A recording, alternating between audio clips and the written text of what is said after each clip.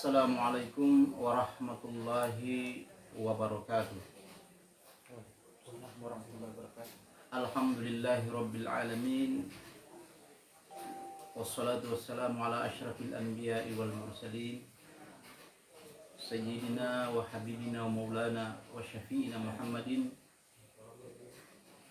wa ala alihi wa ashabihi ajma'in. Amma ba'd. Alhamdulillah, senantiasa saya mengajak pada kita semua untuk senantiasa bersyukur pada Allah Subhanahu wa taala dengan segala rahmat dan inayahnya. Pada malam hari ini saya kembali bersua dengan para pemirsa yang ada di rumah yang menyaksikan tayangan live ini pada malam hari ini. Semoga ini menjadi jalan-jalan kita untuk membuka pintu rahmat Allah Subhanahu wa taala di dalam mencari jalan-jalan menuju ridha Allah Subhanahu wa taala.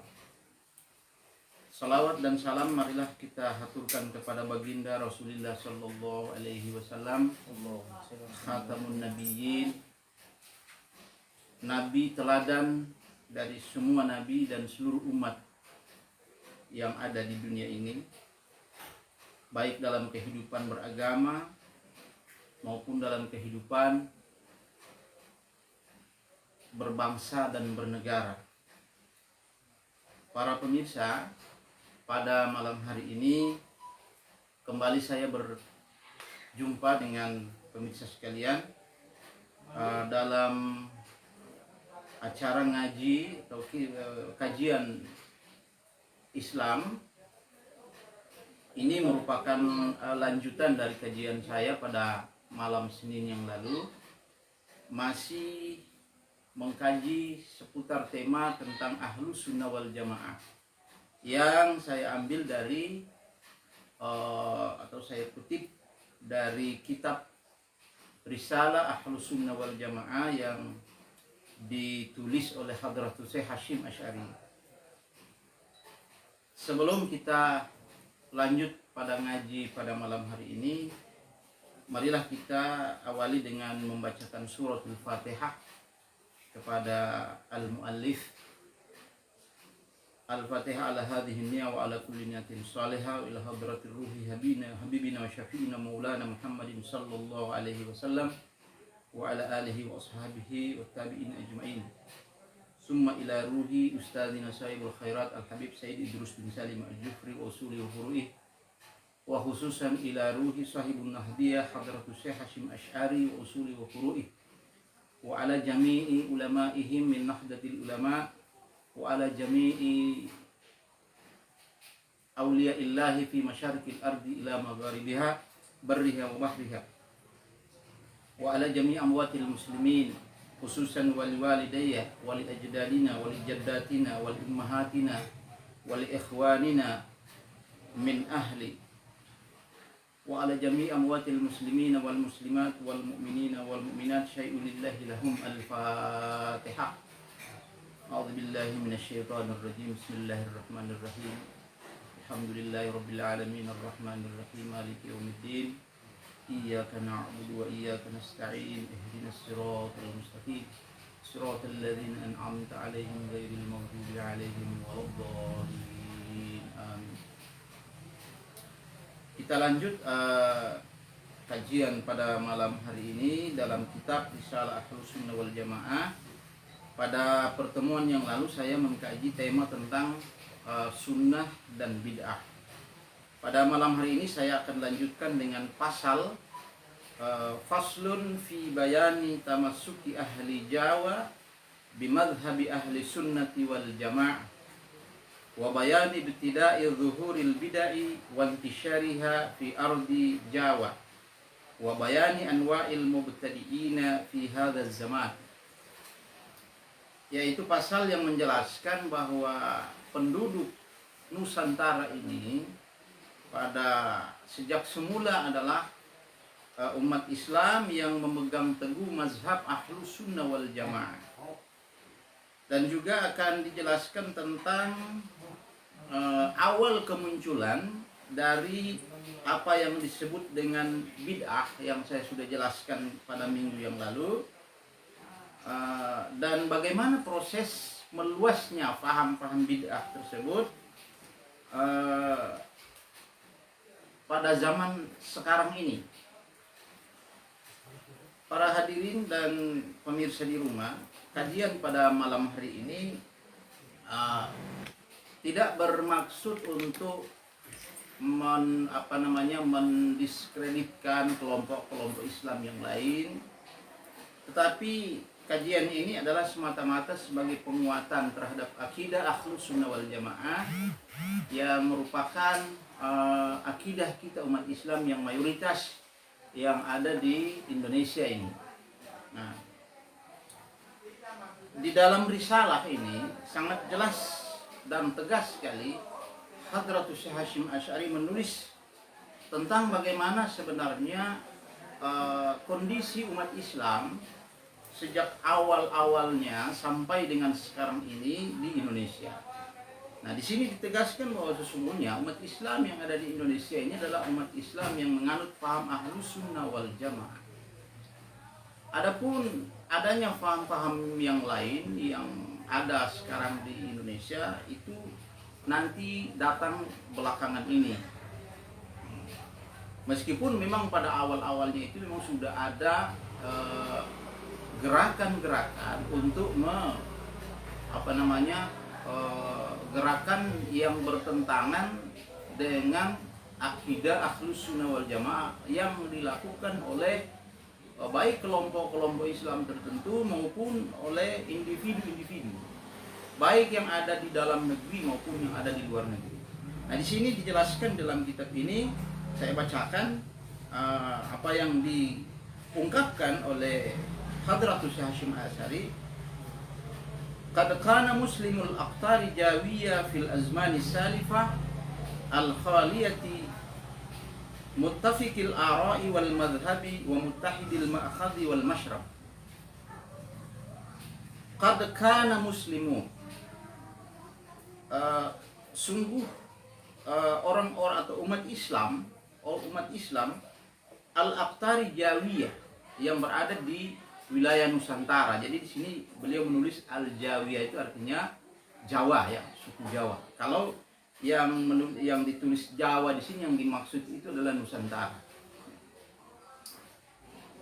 Fil azmani salifah, pada masa yang lalu, pada masa-masa yang lalu, pada masa itu, muttafiqil ara'i wal madhhab, sudah bersepakat di dalam pandangan, di dalam satu pandangan, dalam pandangan keislamannya, keagamaannya, wal madhab, yaitu dalam bermazhab, wa muttahidil ma'khadil masyar. Jadi di sini dikatakan bahwa umat Islam pada awal-awalnya itu di Nusantara ini telah ulamanya telah bersepakat untuk memegang teguh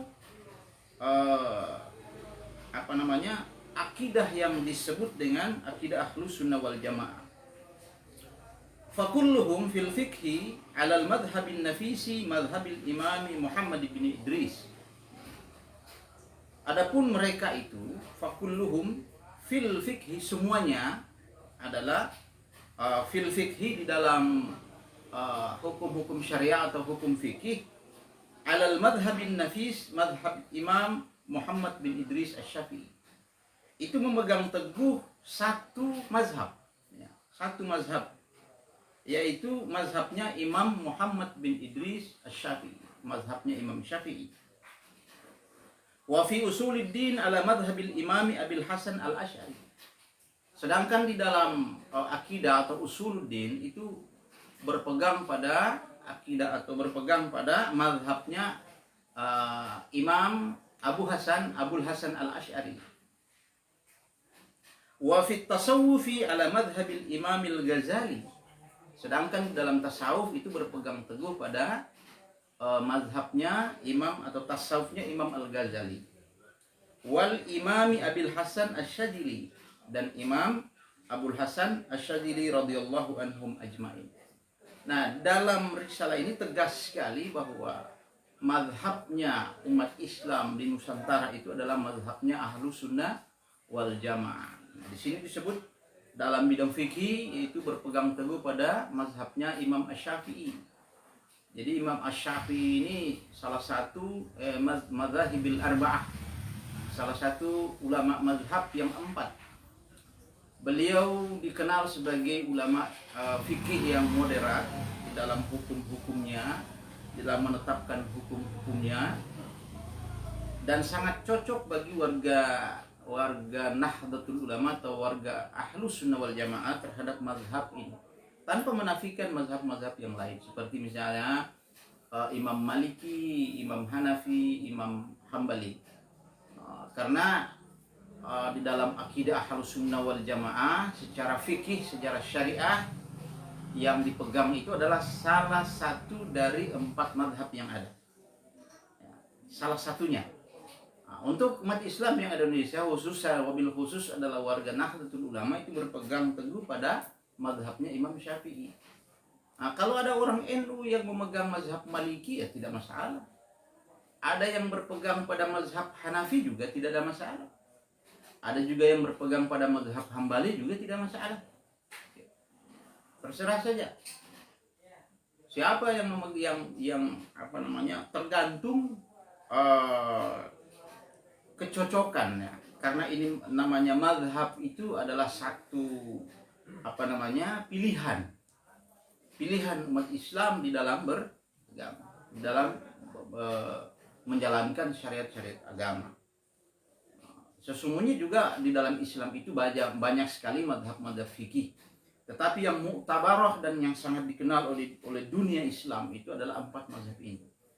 Dan adapun Indonesia, wabil khusus Ahlus Sunnah wal Jamaah yang ada di Indonesia memegang teguh salah satu dari 4 mazhab, yaitu Imam Syafi'i. Ada alasan-alasan yang mengapa Imam Syafi'i itu menjadi pegangan dari Ahlus Sunnah wal Jamaah atau Nahdlatul Ulama yang ada di Indonesia. Tentu punya alasan-alasan yang rasional. Ya, salah satunya yang saya ungkapkan tadi bahwa fikihnya Imam Syafi'i itu adalah fikihnya yang ajaran-ajarannya sangat moderat di dalam menetapkan hukum-hukum. Artinya sangat luas di dalam merespon perkembangan zaman. Tidak kemudian tidak sempit atau tidak jumud, sehingga ada kecenderungan kalau tidak jumud atau kalau satu kaidah hukum itu ditetapkan oleh ulama sempit pemahamannya, tentu ini tidak akan mampu beriringan dengan perkembangan zaman yang ada. Sekarang ini sudah masuk pada zaman milenial, di mana segala sesuatunya sudah terjadi pergeseran dalam kehidupan umat, tidak hanya umat yang tidak hanya dalam bidang agama, tidak hanya dalam bidang selain agama, tapi di dalam agama juga. Ini terjadi perubahan, ya, dengan adanya perkembangan teknologi dan sebagainya. Tentu ini mempengaruhi juga pola-pola kehidupan umat Islam di dalam beragama. Tentu ada persoalan-persoalan baru yang muncul kemudian yang membutuhkan satu kajian atau membutuhkan satu respon syariah, satu respon hukum agama, agar supaya umat Islam tidak salah kaprah di dalam memahami syariah Islam yang sudah ditetapkan di dalam Al-Quran, di mana Al-Quran menjadi tuntunan utama di dalam beragama. Nah, itu sebabnya pentingnya kita mengkaji atau berpegang teguh pada mazhab yang memiliki kelenturan di dalam menetapkan hukum-hukum agama, agar supaya agama ini tetap dinamis, berkembang sesuai dengan kondisi zamannya. Wa fi usuluddin ala madhabil imami Abil Hasan al-Asy'ari. Sedangkan di dalam usuluddin atau di dalam akidah, ya, dalam akidah itu berpegang teguh pada mazhab Abul Hasan al-Asy'ari. Jadi Imam Abul Hasan al-Asy'ari juga salah satu mazhab akidah di dalam Islam yang cukup populer di dunia Islam, di mana pandangan-pandangan beliau tentang akidah itu juga memiliki ciri yang sama seperti Imam Syafi'i. Tapi Imam Syafi'i di dalam hukum, beliau ini di dalam akidah. Jadi beliau dikenal sebagai ulama yang moderat, di mana Abul Hasan al-Asy'ari ini pada mulanya beliau ini adalah seorang Mu'tazili. Beliau adalah muridnya dari Imam Al-Jubai. Ya, Imam Al-Jubai itu adalah tokoh Mu'tazilah, murid dari atau kawan dari pendiri Mu'tazilah Wasil bin Atha. Nah, Imam Abul Hasan al-Asy'ari sempat berguru kepada Al-Jubai dan dia kurang lebih ya mungkin puluhan tahun ya memegang akidah Mu'tazilah. Ya, Mu'tazilah itu kita kenal di dalam sejarah Islam adalah salah satu aliran kalam, aliran teologi yang pandangannya cukup liberal ya. Karena Wasil bin Atha itu di dalam sejarah saya pernah membaca, beliau itu tertarik dengan pandangan-pandangan dari ulama pendiri aliran Qadariyah ya, yang bernama Ghilan ad-Dimashqi. Ya, Ghilan ad-Dimashqi itulah satu tokoh juga yang merupakan pendiri aliran atau yang berfaham Qadariyah, di mana faham Qadariyah ini adalah satu faham di dalam Islam, satu aliran di dalam Islam yang berpandangan bahwa manusia itu di dalam perbuatannya adalah bebas, tidak terikat dengan ikatan kekuasaan Tuhan. Manusia merdeka mutlak dalam dalam perbuatannya. Nah, Abu Hasan Asy'ari sempat memegang ajaran ini, tapi kemudian di dalam sejarah yang pernah saya baca bahwa Abu Hasan al-Asy'ari ini adalah tokoh yang kemudian mengalami sebuah kegelisahan batin, kegelisahan intelektual. Apakah faham-faham yang mereka anut selama ini diridhoi oleh Allah dan diridhoi oleh baginda Rasulullah Sallallahu Alaihi Wasallam? Namun dengan petunjuk Allah, dengan hidayah Allah, Abu Hasan al-Asy'ari ini kemudian menyatakan diri untuk keluar dari Mu'tazilah, dan kemudian mulai pada hari itu dia memproklamirkan diri sebagai orang yang akan siap mempertahankan mazhabnya para Sunni, ahlu sunnah wal jamaah, yaitu mengembalikan ajaran-ajaran sunnah yang dipraktekkan sebagaimana yang dipraktekkan oleh baginda Rasulullah Sallallahu Alaihi Wasallam, para sahabatnya, di mana sumber-sumber hukum Islam itu akan Al-Quran menjadi sumber utama, kemudian sunnah Nabi atau hadis Nabi menjadi sumber, di mana pada sebelum Asy'ari ini berpegang pada Ahlus Sunnah wal Jamaah atau menjadi pendiri aliran Asy'ariyah, beliau adalah berpaham Mu'tazilah yang cenderung begitu sedikit menafikan dalil-dalil syar'i. Mereka lebih mengedepankan dalil-dalil rasional, sehingga ada kecenderungan mereka itu mencampur adukan antara ajaran filsafat dengan ajaran agama. Jadi terjadi kerancuan di dalam pemahaman agama. Nah, Asy'ari kemudian keluar dari ajaran itu dan mendirikan satu paham yang disebut dengan paham Asy'ariyah. Nah, inilah paham yang atau mazhab dalam akidah yang dipegangi oleh Ahlus Sunnah wal Jamaah.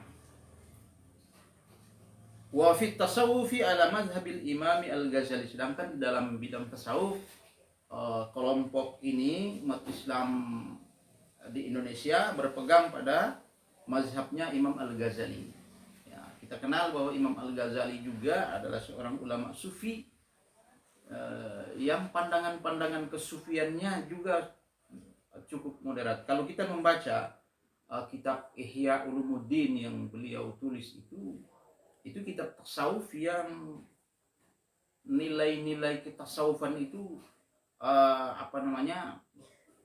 bisa dikatakan sebagai ajaran moderat, tasawuf tapi moderat, ya, seperti itu. Begitu juga dalam kitabnya yang disebut berjudul Al-Munkis Minad Dalal. Ini satu kitab yang beliau tulis yang pada intinya kitab itu menceritakan tentang kisah beliau, mengapa beliau itu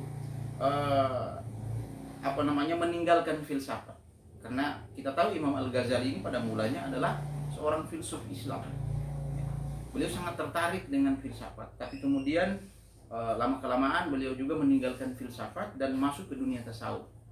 Nah, oleh karena itu ajaran tasawuf yang dibawa oleh Imam Al-Ghazali itu memang sedikit ada filsafat-filsafatnya.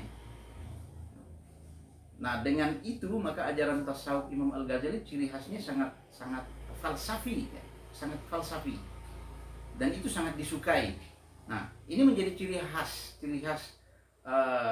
umat Islam yang ada di Indonesia, ya. Mengapa kemudian NU itu sikap keislamannya sangat moderat, ya? Karena itu ternyata akidah yang dipegang atau mazhab yang dipegang baik dalam bidang syariah, di bidang akidah maupun di bidang tasawuf itu adalah mazhab yang moderat, ya. Cara berpikirnya tidak tidak tekstual, ya. Kira-kira seperti itu gambarannya. Wa Imami Abi Hasan Asy-Syadzili, dan Imam Abul Hasan Asy-Syadzili.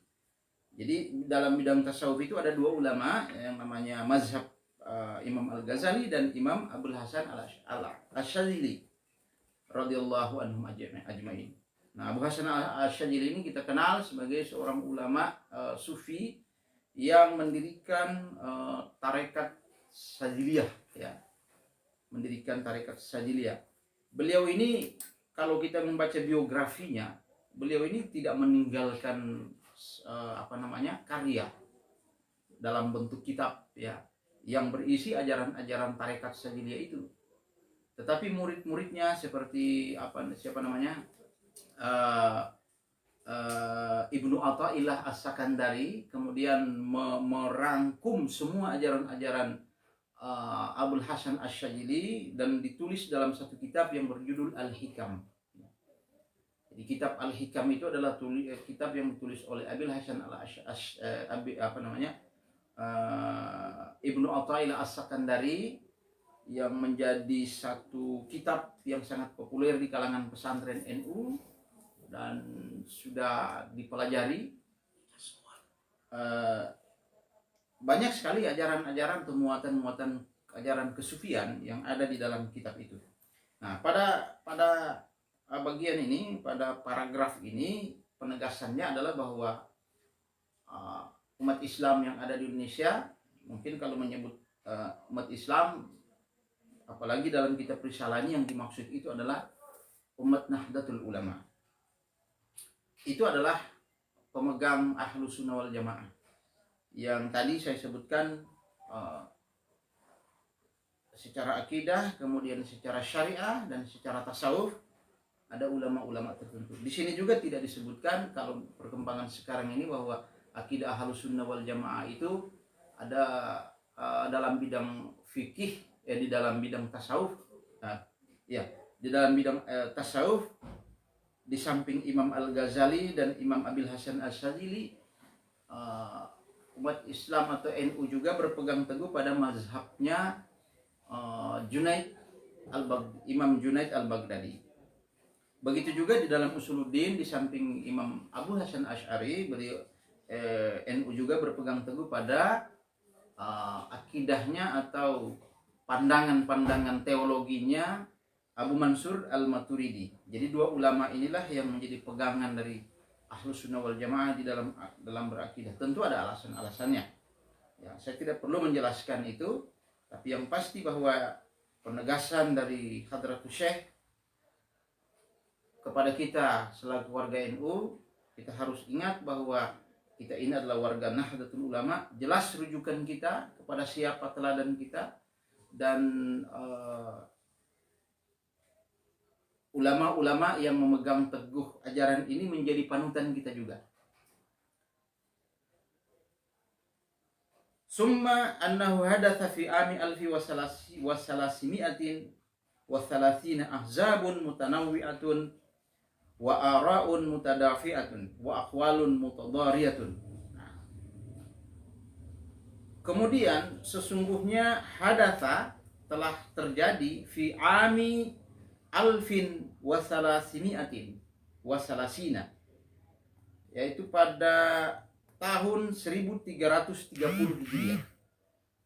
Ini kalau kita perkirakan tahun 1330 itu sekitar tahun 1919 ya. Ini pada awal-awal Hadratus Syekh mendirikan pondok pesantren Tebu Ireng di Jombang. Ini beliau tulis dalam kitab ini, thumma innahu hadasa fi ami alfin wa salasimi'atin wasalasin, yaitu pada tahun 1930 Hijriah, ahzabun mutanawwi'atun, muncul kelompok-kelompok yang bermacam-macam ya, mazhab-mazhab yang bermacam-macam pada tahun itu. Wa ara'un mutadafi'atun, pandangan yang saling bertolak belakang. Kemudian wa aqwalun mutadaribatun, pendapat-pendapat yang membingungkan. Jadi terjadi pada tahun itu, pada tahun 1900. Ya sekarang juga sudah terjadi seperti itu sampai sekarang ini. Jadi di dalam agama itu memang rentan perbedaan-perbedaan pendapat. Ya, mungkin ini sebagai dampak dari pemahaman mereka terhadap Al-Quran. Karena Al-Quran itu adalah kitab suci umat Islam yang di dalamnya mengandung ajaran-ajaran yang universal, sehingga di dalam menafsirkan Al-Quran itu timbullah bermacam-macam pendapat. Nah, dan di sini diungkapkan oleh Hadratus Syekh dalam kitab ini, banyak pendapat-pendapat itu dan sudah terjadi sejak tahun 1930 itu terjadi di Indonesia. Nah, di luar Indonesia juga terjadi, seperti misalnya di Mekah. Nah, perlu saya tegaskan bahwa tahun 1930 itu atau tahun 1919 itu adalah masa-masa beliau mendirikan pondok pesantren Tebu Ireng di Jombang. Nah, dan kita tahu dalam sejarah munculnya aliran atau faham-faham itu terjadi pada tahun-tahun itu, sampai kemudian di Mekah itu terjadi peristiwa berdarah, di mana satu kelompok yang dipimpin oleh Syekh Muhammad bin Abdul Wahab itu merebut Mekah, dan para ahlul bait itu ditangkap. Kemudian mereka mendirikan satu ajaran yang disebut dengan ajaran Wahabiyah. Nah, itu terjadi pada masa-masa itu. Nah, ini diungkapkan oleh Hadratus Syekh, warijalun mutajadzibatun, yaitu munculnya seorang laki-laki yang menarik. Nah, mungkin yang dimaksud oleh rijalun mutajadzibatun oleh beliau ini adalah yaitu Syekh Muhammad bin Abdul Wahab, karena beliau ini adalah ulama yang sangat berpengaruh di Mekah pada masa itu. Faminhum salafiyuna, maka ada di antara mereka itu adalah ahlus salaf, di antara mereka itu adalah golongan salafi, qaimuna ala ma alaihi aslafuhum, yang memegang teguh ajaran-ajaran para pendahulu mereka, minat tamadhubi bil madhhabil muayyad, yaitu memegang teguh pada salah satu mazhab tertentu, wa tamassuki bil kutubil mu'tabarati al mutadawilah, dan berpegang pula pada kitab-kitab yang mu'tabarah, yang populer, wa mahabbati ahlil baiti, mencintai ahlul bait, wal auliyai was salihin, dan para aulia dan orang-orang saleh. Wa tabarruki bihim ahya'an wa amwatan, dan mereka bertawarruk mencari berkah kepada orang-orang yang baik, yang masih hidup maupun yang sudah mati. Ahya'an wa amwatan. Wa ziyaratil kubur, mereka juga ziarah kubur. Wa talqinil mayyiti, dan membacakan talqin mayit. Wa sadaqati anhu, bersedekah kepada si mayit. Maksudnya bersedekah kepada si mayit di sini melaksanakan doa tahlil ya. Ada 7 hari, 40 hari, kemudian 20 hari, sampai 100 hari. Nah, di dalam tradisi NU ada disebut dengan haul. Kalau ada ulama yang menjadi teladan umat wafat, itu yang diperingati itu adalah hari wafatnya yang disebut dengan haul. Wa'tikadi syafaati, dan meyakini syafaat. Jadi ada kelompok umat Islam yang tidak menolak apa yang disebut dengan syafaat. Mereka mengatakan syafaat itu tidak ada. Yang bertanggung jawab terhadap dirinya sendiri di akhirat itu adalah dirinya sendiri, adalah amalnya sendiri, bukan meminta pertolongan dari orang lain. Nah, ini tentu bertentangan dengan faham Ahlus Sunnah wal Jamaah, bahwa sesungguhnya di dalam Ahlus Sunnah wal Jamaah itu ada satu faham bahwa baik ada orang-orang tertentu yang memberikan syafaat di akhirat nanti, seperti Nabi memberikan syafaat kepada umatnya, dan juga para ulama dan para guru-guru memberikan pertolongan ya, syafaat. Nah, ini satu ajaran yang ada di dalam ajaran akidah Ahlus Sunnah wal Jamaah. Tetapi kemudian kalau ada kelompok-kelompok yang menolak pendapat ini, bahwa sesungguhnya tidak ada syafaat. Nah, orang Ahlus Sunnah wal Jamaah yakin bahwa di akhirat itu kita akan mendapatkan syafaat dari baginda Rasulullah SAW. Dan kalau kita adalah murid seorang ulama besar yang wara, beliau juga memberikan jaminan kepada kita, seperti Hadratus Hasyim Asy'ari ini akan memberikan jaminan kepada kita sebagai warga NU untuk mendapatkan pertolongan di akhirat nanti berkat dari syafaat dalam tanda kutip dari para ulama ini, dari Hadratus Syekh ya, sebagai contohnya. Begitu juga kalau kita belajar dari ulama yang lain ya, seperti di Al-Khairat itu ada Al-Habib Sayyid Idrus bin Salim Al-Jufri, seorang wali yang karomah, di mana beliau ini seorang wali besar yang meninggalkan karya besarnya yang disebut dengan Al-Khairat, yang sampai hari ini lembaga pendidikan Al-Khairat itu menjadi satu lembaga yang terus eksis ya, mendidik umat ya, mencerdaskan kehidupan bangsa, dan pahala dari hasil karya beliau ini terus akan mengalir kepada beliau. Sehingga kata beliau, barang siapa yang belajar di Al-Khairat walaupun hanya satu huruf ya, maka beliau akan menjamin masuk surga. Itu ada di dalam syair-syair beliau. Nah, kita sebagai warga Ahlus Sunnah wal Jamaah itu percaya inilah salah satu contoh syafaat. Jadi syafaat itu bukan hanya Nabi. Guru-guru kita yang memberikan jaminan seperti itu insya Allah akan memberikan pertolongan kepada kita. Sepanjang kita istiqomah di dalam memegang teguh apa yang telah ditinggalkan ya, yang telah diwariskan oleh ulama-ulama itu, baik dalam bentuk ilmu, dalam bentuk ya lembaga pendidikan ya. Kalau di NU di samping ilmu, pendidikan juga ya, itu yang diwariskan oleh Hadratus Syekh Hasyim Asy'ari. Wa naf'id doa, dan juga manfaat doa. Nah, kita orang NU itu selalu di samping kita berdoa sendiri kepada Allah, kita juga harus meminta doa kepada orang lain.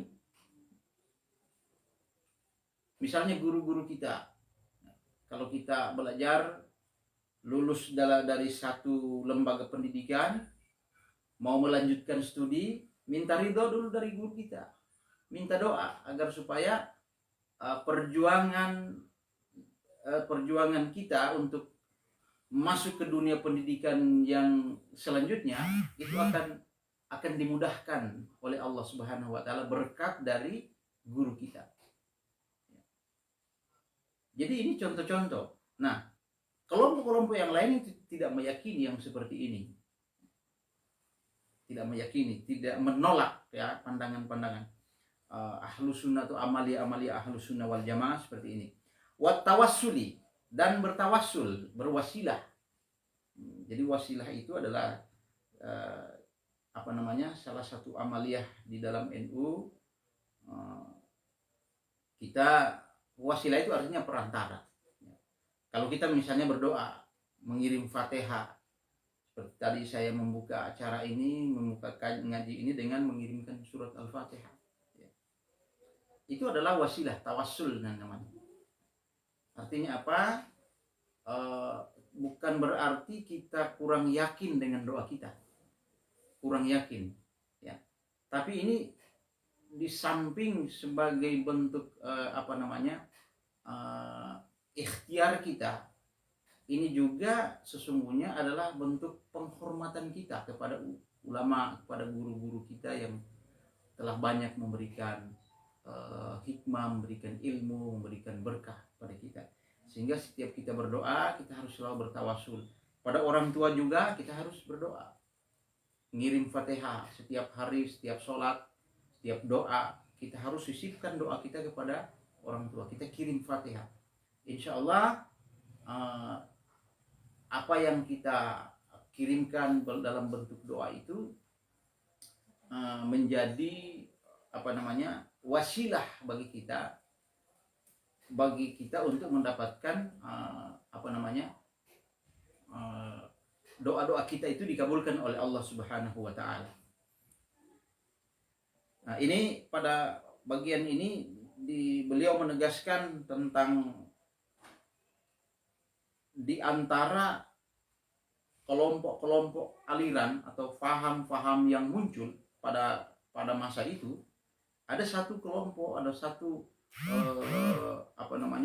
kelompok umat Islam yang senantiasa memegang teguh jalan atau tetap berjalan pada jalan yang dilalui oleh para ulama salafus saleh, ya. Nah, di samping itu lebih lanjut beliau mengatakan wa minhum firqatun yattabi'una ra'ya Muhammad Abduh wa Rashid Ridha. Nah, di antara mereka ada juga kelompok atau golongan yattabi'una yang mengikuti ra'ya Muhammad Abduh wa Rashid Ridha. Mengikuti pandangan-pandangan atau ideologi dari Muhammad Abduh dan Rashid Ridha. Nah, kita tahu bahwa Muhammad Abduh itu adalah seorang pemikir Islam yang berada di Mesir, ya, tokoh pembaharu Islam. Muhammad Abduh ini adalah salah satu ulama yang sangat berpengaruh di Mesir, di mana beliau ini merupakan murid dari Jamaluddin Al-Afghani. Jamaluddin Al-Afghani juga adalah seorang tokoh pembaharu yang sangat memberikan pengaruh yang besar terhadap sosok yang namanya Muhammad Abduh. Begitu juga Rashid Ridha. Rashid Ridha itu adalah tokoh pembaharu. Ini yang disebutkan ini, Muhammad Abduh maupun Rashid Ridha, adalah orang-orang atau tokoh-tokoh pemikir-pemikir Islam yang sangat anti terhadap tradisi-tradisi Islam yang dipraktekkan oleh para ulama-ulama Sunni, ya. Seperti misalnya tasawuf, itu menurut mereka itu adalah ajaran yang dilarang di dalam Islam.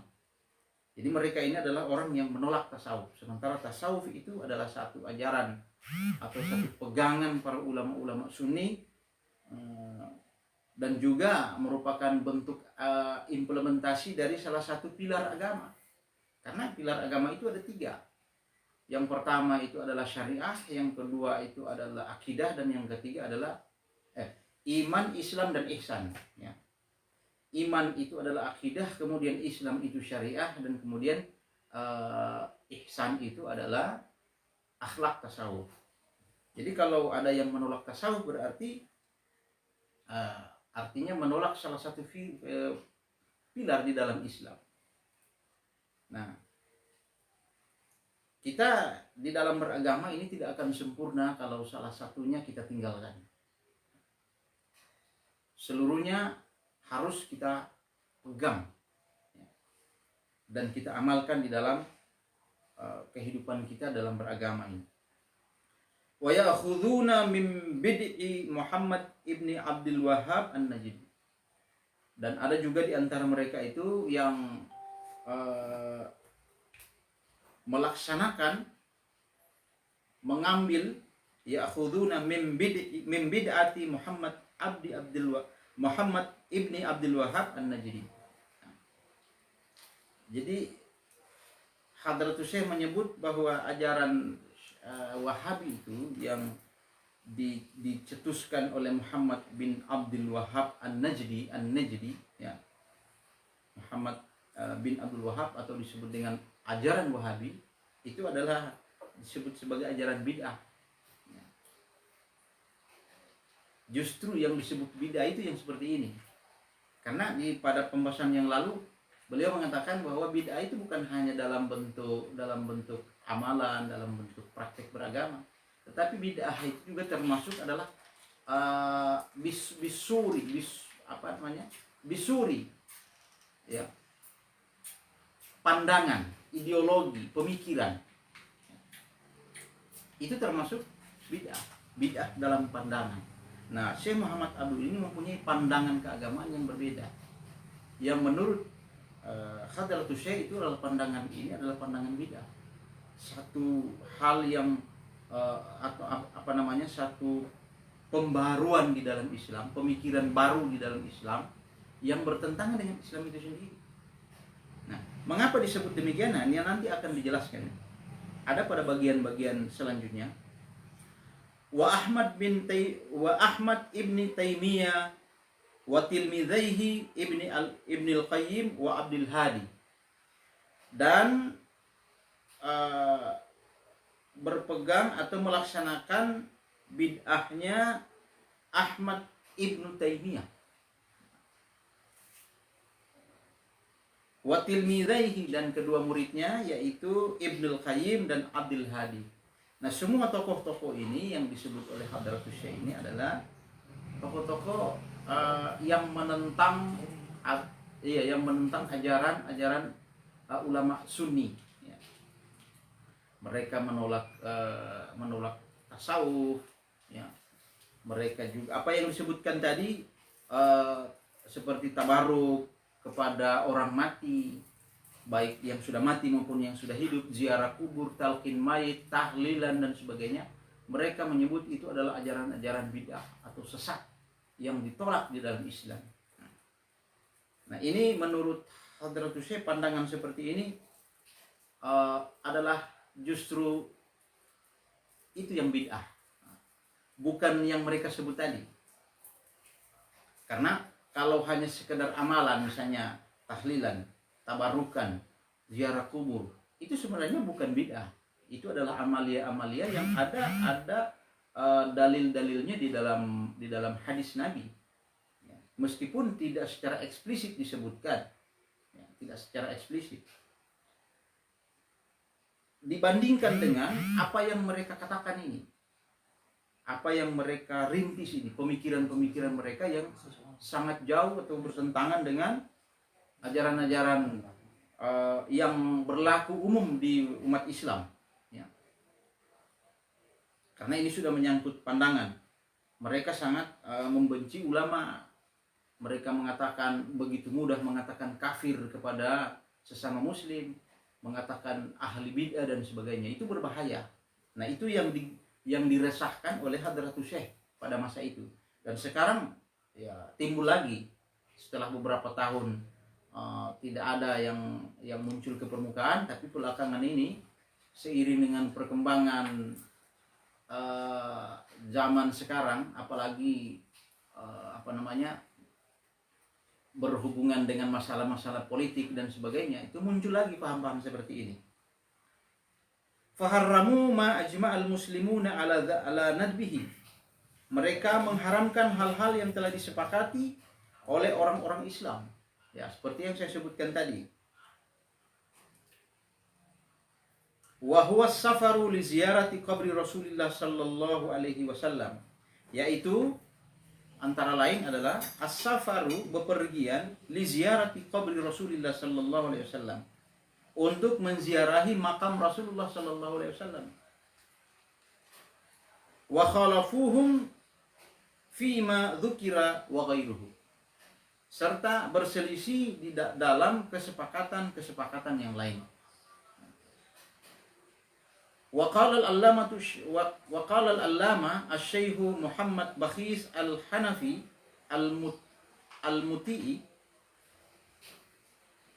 telah berkata al-allamatu asy-syaikh Syekh Muhammad Bakhit al-Hanafi al-Mu'ti fi risalatihi, di dalam kitab risalahnya al-musammati tathhir al-fuad fi danasil i'tiqad, yang disebut kitab itu bernama Tathhirul Fuad fi Danasil I'tiqad, pembersihan hati dari kotoran-kotoran keyakinan, bahwa wahadzal fariqu, kelompok ini kata Syekh Muhammad Bakhit al-Hanafi al-Mu'ti, qad ubtuliyal muslimuna bi katsirin minhum salafan wa khalafan.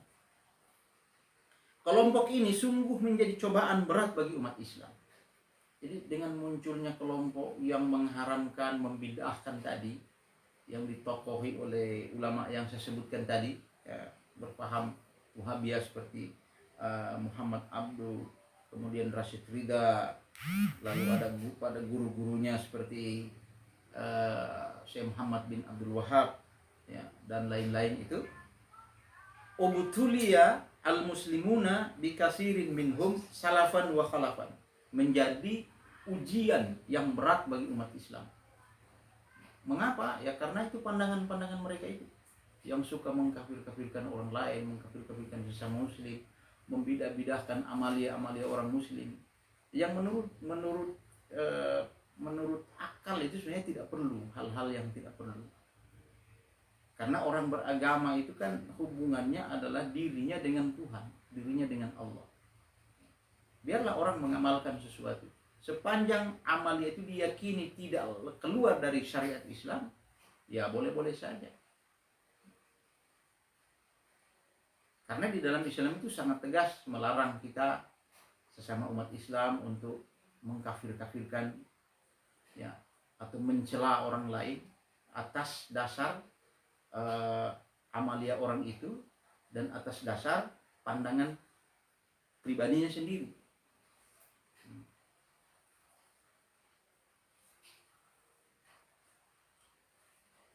Fakanu wasmatan wa thulmatan fil muslimina wa udwan fasidan.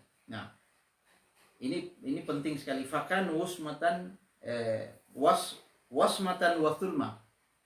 Mereka ini, kata Hadratus Syekh, seperti duri dalam daging, ya.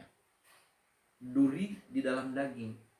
Jadi kalau daging kita ini kalau kena duri, ya pasti lama-lama di dalam membusuk dan sakit sekali. Ya, kira-kira begitu perumpamaan orang-orang seperti ini. Kita pada tadinya adalah sesama muslim, tapi lama-lama mereka ini mulai menyalah-nyalahkan, mengkafir-kafirkan orang lain, sehingga itu menjadi ujian terberat bagi kita umat Islam. Yajibu qat'uhu hatta la ya'dil baqi. Nah, ini penegasan dari beliau Hadratus Syekh, yajibu qat'uhu, wajib bagi kita untuk memutuskan mata rantai. Kita putuskan mata rantai hatta la yu'dil baqi, sehingga paham-paham mereka itu tidak tertular kepada generasi selanjutnya generasi kita ini sekarang ini.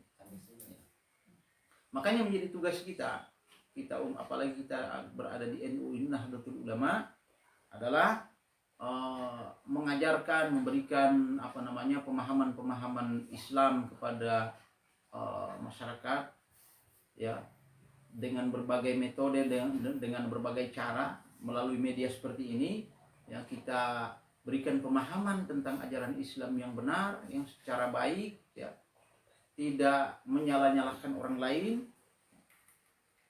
Lalu kita sebagai kaum atau kelompok Nahdlatul Ulama ini melakukan aktivitas di dalam organisasi ini merupakan salah satu langkah kita di dalam mensyiarkan ajaran Ahlus Sunnah wal Jamaah ya, dengan berbagai macam kegiatan. Nah, di NU itu banyak organisasi atau lembaga-lembaga yang bergerak di berbagai bidang ya. Ada lajnah ya, ada badan-badan otonom seperti GP Ansor, ada Muslimat, ada Fatayat. Ini mereka punya tanggung jawab untuk membumikan ajaran-ajaran Ahlus Sunnah wal Jamaah. Nah, alhamdulillah di Indonesia ini ada yang namanya Nahdlatul Ulama. Kalau seandainya tidak ada NU, wallahu a'lam bishawab, Ahlus Sunnah wal Jamaah di Indonesia sudah hilang. Nah, alhamdulillah dengan adanya NU ini, dan saya secara pribadi juga berada di NU, tetap konsisten untuk menyebarkan ajaran-ajaran yang sesuai dengan prinsip-prinsip dalam akidah Ahlus Sunnah wal Jamaah. Fahuwa kal majzumi yajibu al-firaq. Ini bagaimana cara kita memutuskan mata rantai? Ya, fahuwa kal majzumi yajibul firaq, seperti kita lari dari penyakit lepra. Ya, kita harus lari menjauhi orang yang berpenyakit lepra. Ini sebenarnya hanya sebuah analogi. Ya, bukan berarti kalau ada orang yang ada penyakit kita jauhi, bukan. Ya. Seperti sekarang ada corona, social distancing. Ya. Kita menjaga jarak dengan orang. Tapi ini sebuah analogi saja. Bagaimana caranya kalau misalnya ada yang menyebarkan paham-paham yang bertentangan dengan paham Ahlus Sunnah wal Jamaah, langkah kita, cara kita memutus mata rantai itu adalah dengan cara kita lari, kita hindari, kita jangan bergabung di situ. Ya, minimal kita ya, adhaful iman saja. Ya. Adhaful iman itu artinya tidak menyukai. Man ra'a minkum munkaran falyughayyirhu biyadihi. Barang siapa yang melihat satu kemungkaran maka rubahlah dengan tangan. Artinya kita berkelahi. Ya. Tapi apakah kita mampu? Kalau kita tidak mampu, fa in lam yastati fa bilisanihi. Kalau kita tidak mampu ya cukup kita ngomong saja, kita bicara. Wa in lam yastati fa biqalbi. Apabila tidak mampu maka dengan hati saja, tinggalkan. Ini ajaran yang saya tidak suka. Wa dzalika adhaful iman. Demikianlah selemah-lemahnya iman. Nah, ini hadis ini sebagai contoh ya, bagaimana cara kita untuk memutus mata rantai ajaran-ajaran Islam, ajaran-ajaran yang tidak sesuai dengan prinsip-prinsip Ahlus Sunnah wal Jamaah. Fa innahum fariqun yal'abuna bidinihim yadhummunal ulama'a salafan wa khalafan. Karena sesungguhnya mereka adalah kelompok yal'abuna bidinihim. Nah, ini tegas sekali. Yang mempermainkan agama. Nah, kalau kita melihat redaksi kata ini, Hadratus Syekh ini sangat marah beliaunya.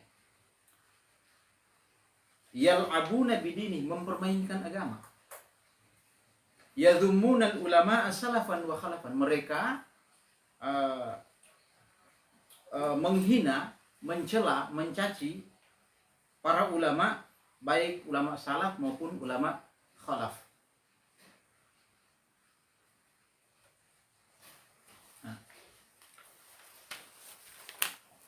Wa yaquluna,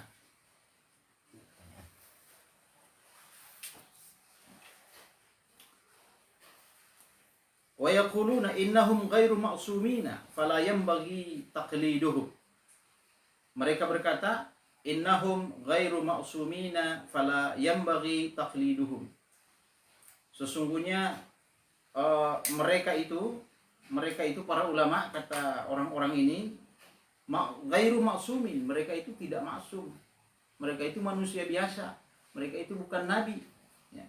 Fala yanbaghi taqliduhum, maka tidak perlu kita mengikuti mereka.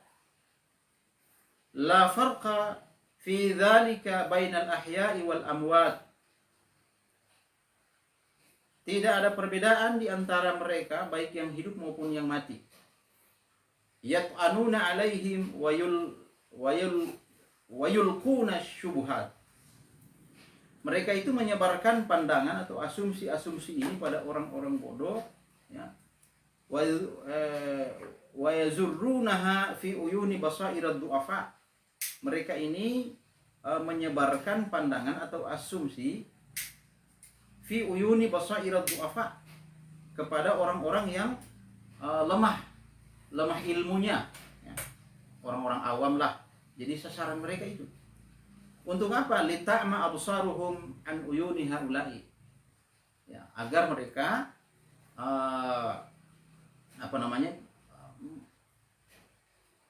kebodohan yang mereka miliki itu akan tertutupi, akan tersembunyi. Kenapa? Karena yang mereka hadapi ini adalah orang-orang yang tidak memiliki pengetahuan. Berbeda ketika mereka mendatangi ulama kemudian mengatakan ini dan itu, ya tentu mereka tidak akan mampu untuk berdebat. Tapi karena mereka ini memiliki niat, misi tertentu, maka yang mereka rebut itu adalah orang-orang yang tidak memiliki pengetahuan tentang agama. Nah,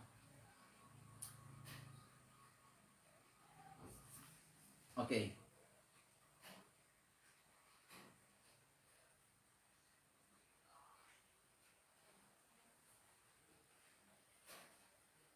Ini ada pertanyaan, tapi sebentar ini nanti akan dijawab. Kita lanjutkan dulu dengan bagian terakhir ini, bagian wa yaqsiduna bidzalika ilqa'al adawata wal baghdha. Apa tujuan dan apa maksud dan tujuan dari kelompok-kelompok ini menyebarkan paham-paham seperti itu? Yaitu yaqsuduna bidzalika ilqa'al adawah, mereka ingin supaya agar timbul permusuhan, timbul kebencian di kalangan sesama umat Islam. Jadi sangat luar biasa ya kalau ada niat seperti itu. Mungkin mereka tahu bahwa apa yang mereka katakan itu tidak baik, tapi mereka paksa untuk lakukan itu dengan niat tertentu, ya, dengan maksud agar timbul kebencian, timbul permusuhan di antara sesama umat Islam. Ya, kita lihat saja sekarang ini terjadi kelompok-kelompok, terjadi blok-blok di dalam Islam yang tidak pernah ketemu. Mau diajak diskusi tidak mau, diajak membedah atas apa yang mereka ungkapkan tentang satu perkara hukum agama, mereka tidak mau. Itu terjadi sekarang. Kalau kita lihat di media-media sosial, itu banyak video-video yang menyebarkan paham-paham itu, dan ketika mereka diundang untuk mengklarifikasi, untuk berdiskusi dengan kita ulama-ulama NU, mereka justru tidak mau datang.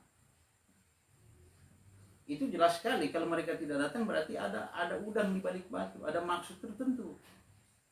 Nah, ini kan menyedihkan kalau ada umat seperti ini.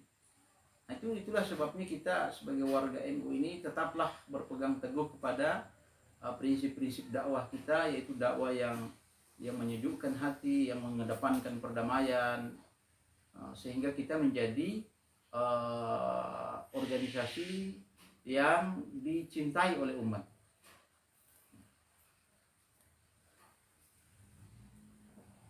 Wa yas'auna fil ardi fasadan, dan bihululihim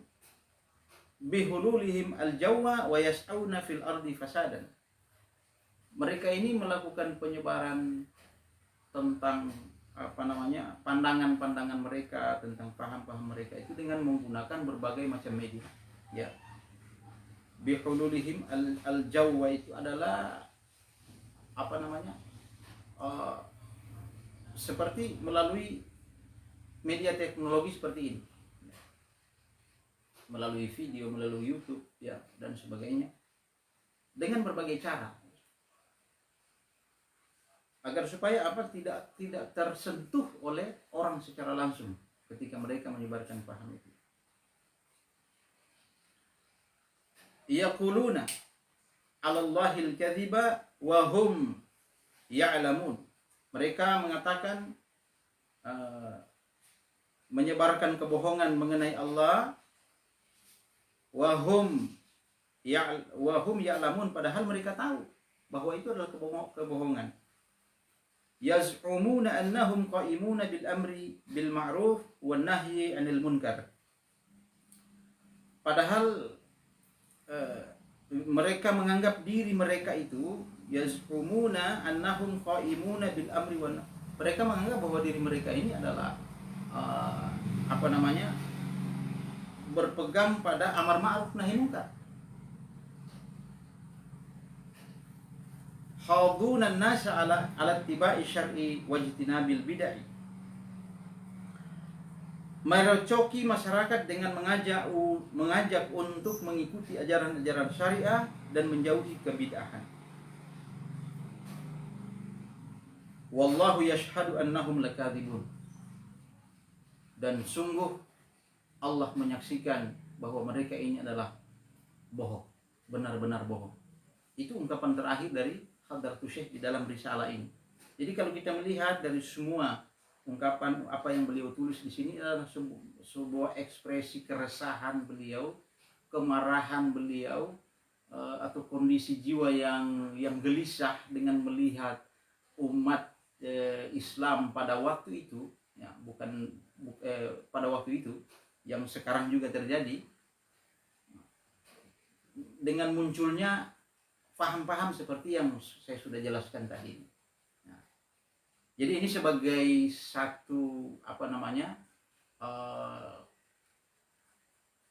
penjelasan bagi kita khususnya warga NU, seperti apa sebenarnya akidah Ahlussunnah wal Jamaah yang kita pegang saat ini.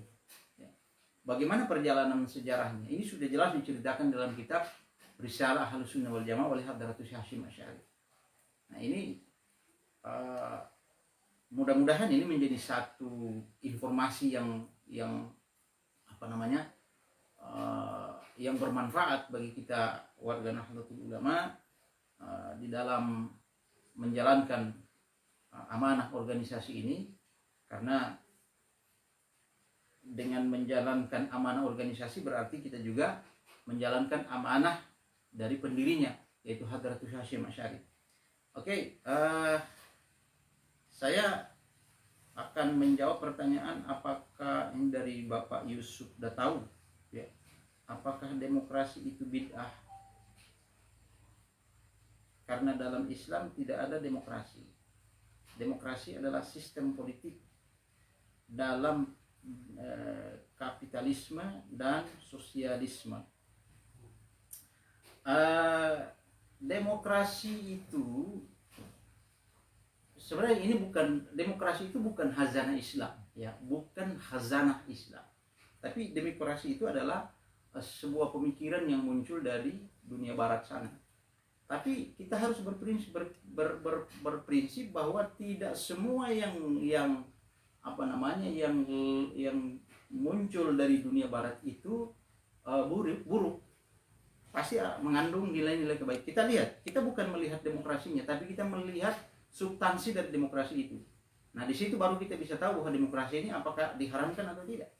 Karena kalau kita melihat dalam syariat Islam, ya, tentu tidak ada satu ayat yang menjelaskan tentang secara spesifik tentang demokrasi. Ada sih penjelasan demokrasi, ya, di dalam Al-Quran seperti musyawarah misalnya. Musyawarah itu ada di dalam Al-Quran, tapi tidak spesifik menjelaskan tentang bagaimana sistem, karena demokrasi ini adalah sistem. Demokrasi itu adalah sistem yang dianut oleh satu negara. Di dalam apa? Di dalam berkebangsaan, berkenegaraan, berkepemerintahan. Demokrasi itu kan sebuah prinsip bahwa segala sesuatu itu harus berangkat dari kepentingan rakyat. Berasal dari kata demos dan kratos. Demos itu rakyat, krasi itu kratos, keraton, pemerintahan. Jadi pemerintahan yang berkerakyatan, pemerintahan, satu sistem pemerintahan yang senantiasa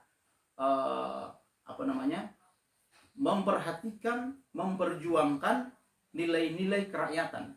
Apa yang dikehendaki oleh rakyat itulah yang diperjuangkan oleh pemerintah. Nah, itu secara umum, pemahaman secara umum. Adapun bahasan tentang apa itu demokrasi lebih mendalam, ya silakan dipelajari saja. Tapi secara umum kita bisa pahami, demokrasi itu sesungguhnya mengandung nilai yang luhur. Ya, mengandung nilai, artinya apa? Ketika satu negara itu tegak, maka tugas dan tanggung jawab negara itu adalah satu yang paling utama, yaitu mensejahterakan rakyatnya. Ya, mensejahterakan rakyatnya. Nah, satu negara atau rakyat, masyarakatnya tidak akan sejahtera kalau negara atau pemerintah itu tidak betul-betul memperhatikan apa yang menjadi kepentingan dari negara itu. Nah, demokrasi ini sudah bagus. Adalah satu sistem yang sangat luhur. Satu sistem dalam pemerintahan yang sangat luhur. Apalagi di Indonesia. Negara Indonesia ini adalah negara yang terdiri dari berbagai macam suku, agama, budaya, berbeda-beda. Jangankan dari segi pandangan saja sudah berbeda-beda. Nah, dalam kondisi perbedaan yang sedemikian itu, kalau tidak ada satu sistem yang mampu merangkum semua perbedaan-perbedaan itu menjadi satu, maka negara itu pasti akan hancur. Maka dibutuhkan satu sistem agar supaya negara itu menjadi negara yang sejahtera, yang betul-betul mampu memperhatikan kepentingan rakyat. Oke, jadi menyangkut masalah dalil-dalil tentang demokrasi itu, ya nanti akan ditanyakan kepada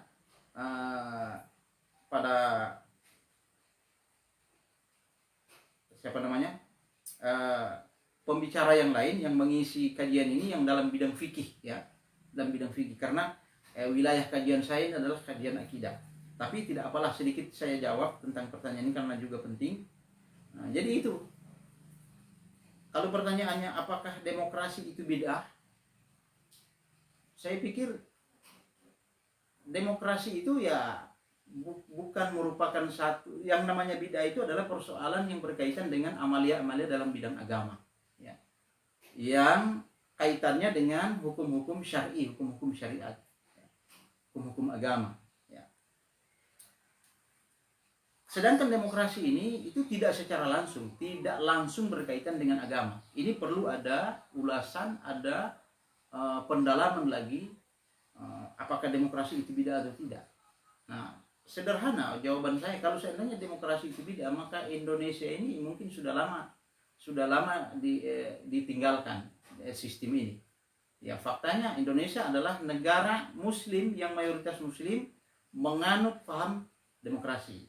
Alhamdulillah negara ini dengan menggunakan sistem demokrasi ini tetap eksis, tetap kokoh, tetap kuat. Itu artinya apa? Bahwa demokrasi itu adalah satu sistem yang sangat baik, yang luhur. Nah, satu sistem yang baik atau yang luhur tentu baik dalam pandangan Islam. Karena kita melihat dari sisi apa? Dari sisi dampaknya.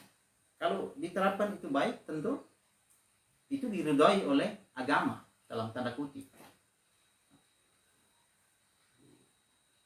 Karena dalam Islam itu tidak ada, memang benar tidak ada demokrasi. Islam itu tidak ada menyebut kata demokrasi.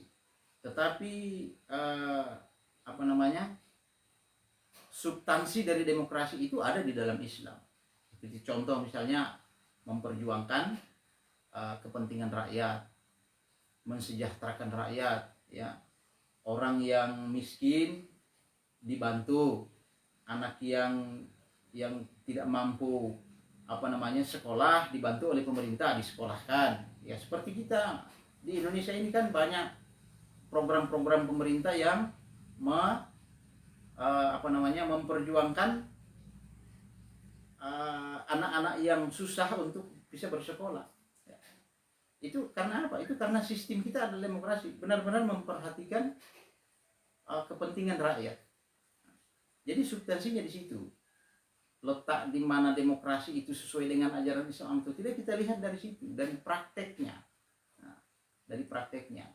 Belum lagi kalau kita lihat secara teori, ya, misalnya ideologi Pancasila yang mengandung asas Pancasila yang mengakomodir sistem demokrasi ini, ya. Itu secara teori, ya, kita tidak perlu ragukan lagi bagaimana Pancasila itu menjadi satu ideologi bangsa kita yang begitu kuat dalam mempertahankan negara kita ini, ya. Di samping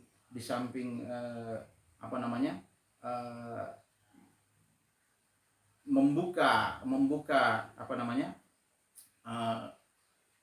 peluang atau kesempatan bagi sistem-sistem yang lain, ya, sistem-sistem yang lain dalam model-model pemerintahan kita, ya. Mungkin saja Indonesia ini mungkin akan mengalami perkembangan pada beberapa tahun ke depan, ya, bukan lagi demokrasi yang diterapkan, tapi ada sistem yang lain, ya.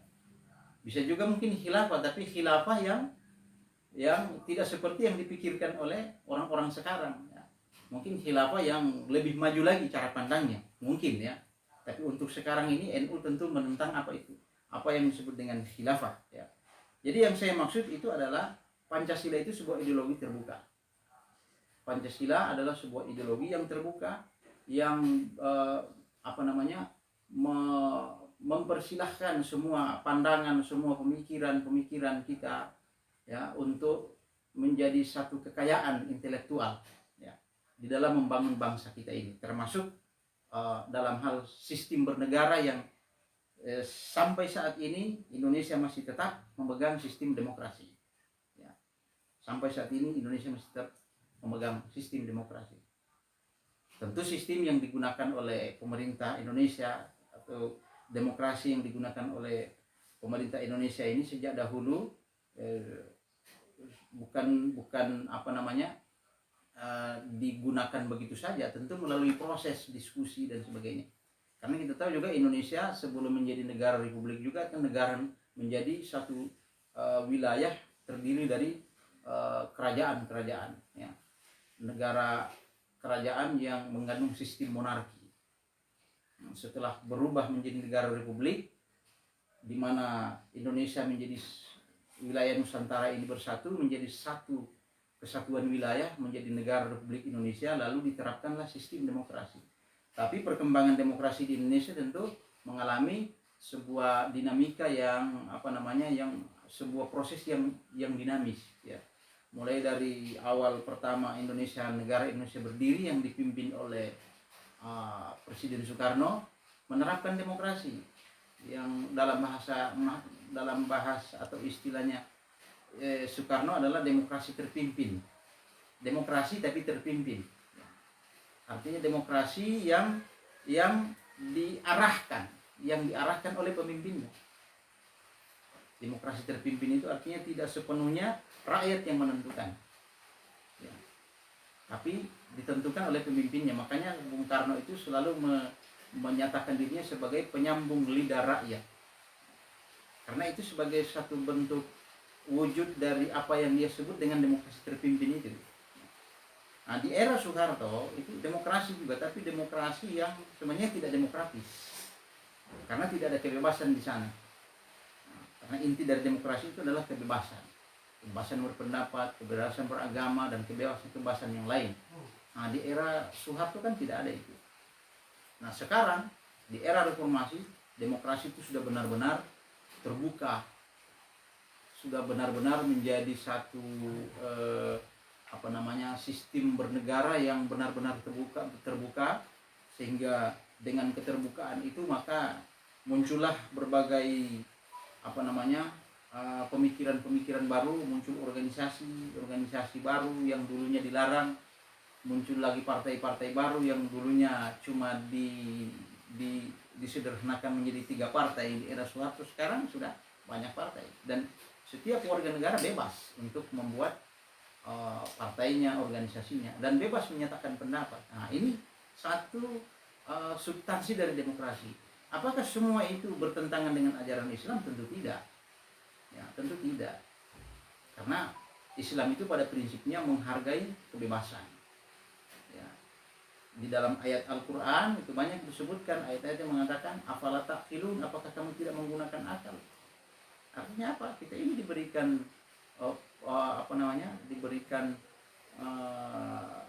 kebebasan untuk berekspresi, gunakan akal, silakan Anda membuat apa saja, tapi harus berada pada garis-garis yang ditetapkan oleh agama itu sendiri. Nah, saya kira seperti itu ya. Nah, kalau jawaban saya ini tidak memuaskan, mungkin bisa ditanyakan langsung, apalagi berkaitan dengan hukum ya, hukum syariah ya, nanti akan ditanyakan kepada ustadz yang di dalam acara seperti ini ada yang membahas tentang hukum-hukum syariah. Saya kira demikian kajian kita pada malam hari ini.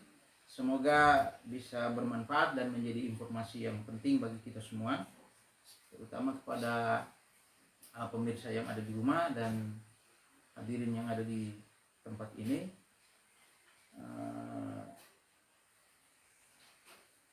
Marilah kita tutup kajian kita pada malam hari ini dengan sama-sama membacakan hamdalah. Alhamdulillahirabbil alamin. Wallahul muwaffiq ila aqwamit thoriq. Wallahul musta'an. Assalamualaikum warahmatullahi wabarakatuh. Waalaikumsalam warahmatullahi wabarakatuh.